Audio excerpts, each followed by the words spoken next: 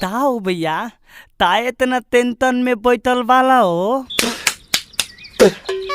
का कहीं मेला घूमे जाए के रोलक अकेले कैसे जाई? ये तो उपाय बताई। बताओ ना बताओ।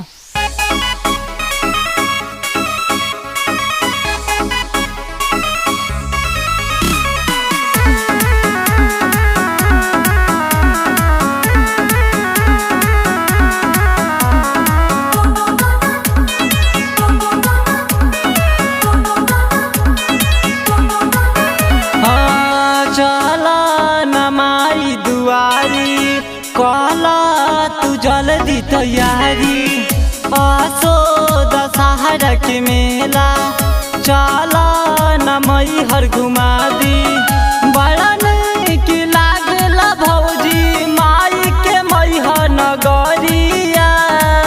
बोला बोला शीतला मैया की लेके चुनरिया करना लेट चल माई दुआरिया।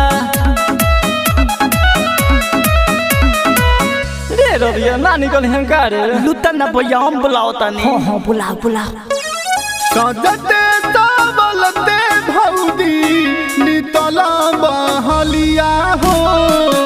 सजते सावलते भौदी नितला बहलिया हो।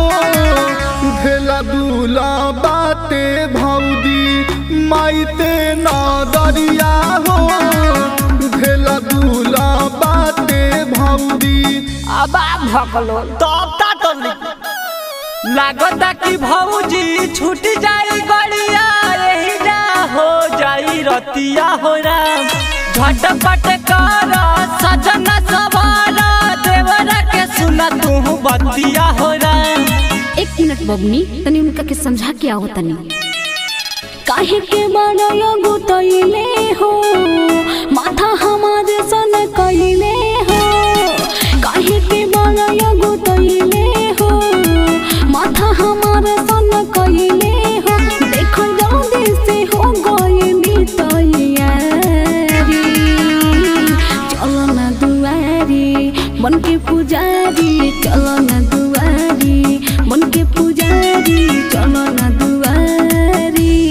Star studio Motihari.